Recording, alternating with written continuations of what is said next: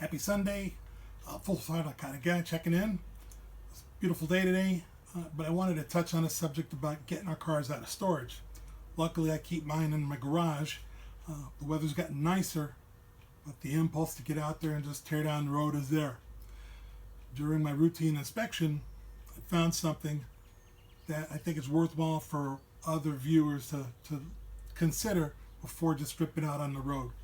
You should be checking your tires, fuel lines, brake lines, fluids, you name it, just before taking off. I know in the garage it should be safe, but one thing that I found is rubber. I know there's different topics on there, out there in YouTube land. They talk about how things aren't the same anymore. One particular topic is going to be rubber for me. That's what I'm going to cover. Fuel lines. I did a repair going back about a year ago. I changed out the intake manifold gaskets. I also installed all new fuel lines and fuel filters. And these fuel lines were from one of the name brand stores. It wasn't bought off of Amazon, anything wild like that. But let me show you what it looks like and the tools necessary to do a swap out on one. So if you would, just bear with me just a moment. Let me get situated and we'll make the magic happen. So when I was in the service, we used to do a PMCS on our vehicles just to check and make sure, especially when they've been sitting in the motor pools for months on end, things can happen. Well, after doing a routine check, I noticed that this fuel line literally just delaminated and it is cracked. It's not leaking or weeping at all. It's dry, but the surface itself is really in poor condition. It's looks like it's ready to burst. Thankfully, it's a low pressure line because of a mechanical fuel pump, running about 7 to 8 pounds of pressure, unregulated. I'll pull the camera off the mount. I'll get a zoom up of it so you can see what I'm talking about, and you'll find out what I'm talking about, much to everybody's dismay. Name brand line. I mean, it's not some Wuhan line or some Wang Chung line. I mean, it's just something I got from, I think it was either AutoZone or O'Reilly's. But I'm just flabbergasted on how this thing just literally rotted just sitting in a garage. So imagine if your car is parked out in the street or in an uncovered area, a carport, how bad that rubber would have delaminated. My suspicion is some of the chemicals they used to use to help preserve the rubber are gone due to some kind of probably environmental regulation or concern. So rubber doesn't last as long because if it winds up in a landfill, they want it to basically break down. Well, congratulations, it breaks down now, and we all know how fast a gas fire can spread and destroy an entire car. So an ounce of prevention being worth a pound to cure, as Benjamin Franklin once said. So we're going to go ahead and replace this. Here's just some of the simple hand tools I got. The replacement hose. I use a hose cutter. But you can use buck knife, razor blade, heavy duty scissors, whatever you got. Just a screwdriver itself. And I just put the fender cover on because, granted, I know I don't have paint, but I like being organized. And when you do have a nice car, you'll always be consistent in trying to protect its finish. So let's go ahead. Let's get this thing whipped off, cut, and new one put in its place. I'm going to go back on the mount. Give me just a sec.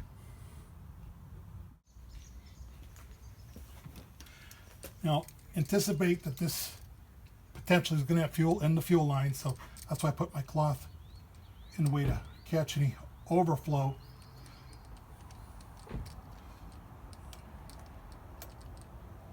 Dang. A tip too big.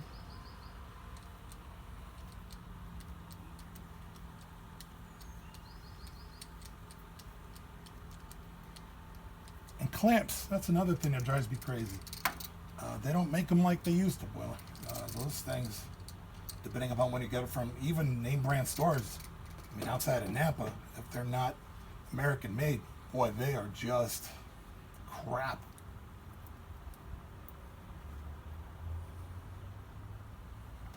All right.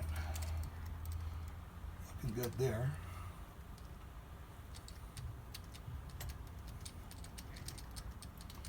And as if you noticed, I had my screws to the outside.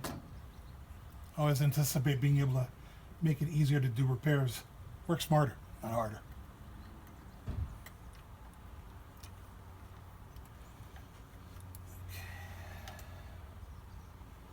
Get this bad boy off.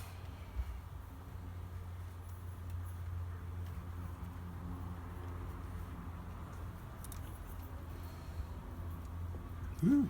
All right, give me just a second, I'll be right back.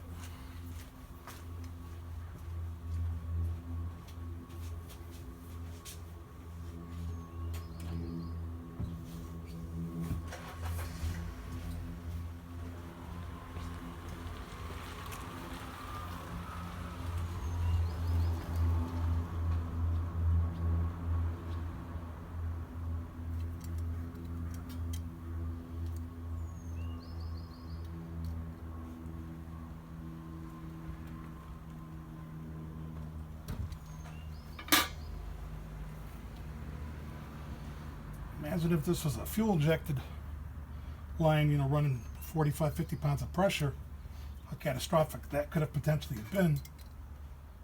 Because there's no doubt in my mind that would have blown through with higher pressure. Man, they just, I don't know, man. I don't know what's going on with manufacturing. And granted, I don't even know what year this hose was produced. It's doing a heck of a job hanging on to its fitting.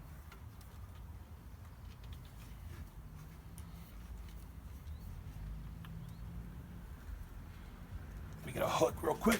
I'll be right back.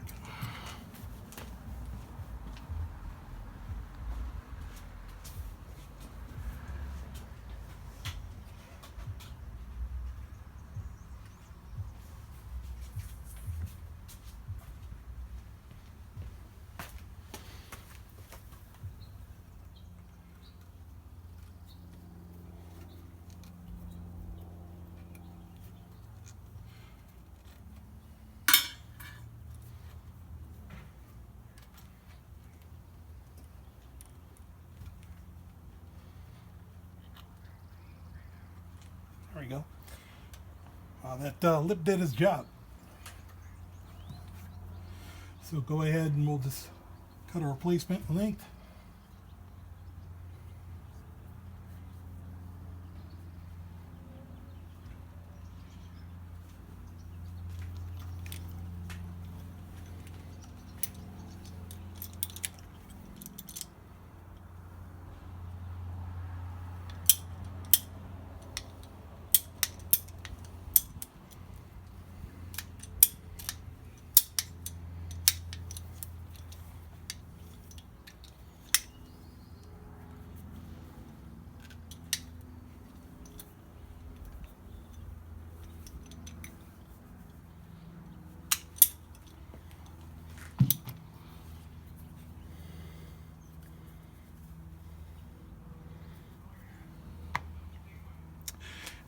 And one thing to look at, make sure, because you'll see how this has the inner sleeve, and also make sure that your lines are clean before installing it. I know sometimes we have our hose line saved up from other jobs in the past.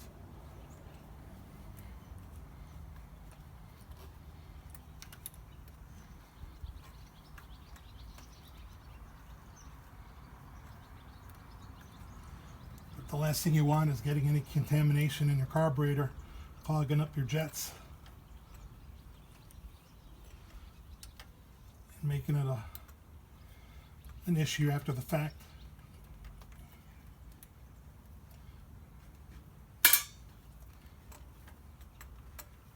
Schwarzenegger this into place.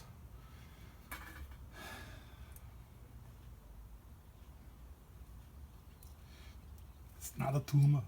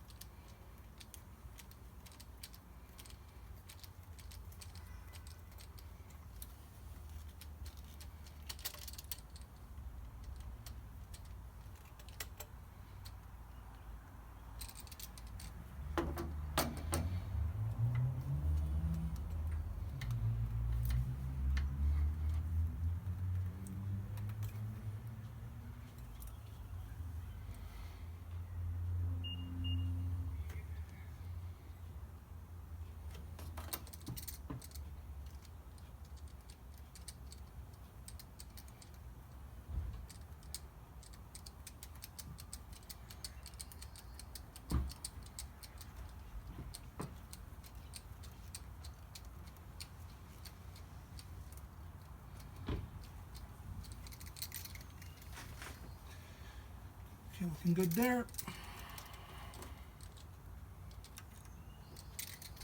Looking good there. And that's pretty much it. Sometimes little surprises pop up and you'll need additional hand tools, but you know, on a rating of 1 to 5, 1 being easy and 5 being you gotta be there a minute. Like, dude, this is like a 1, if that.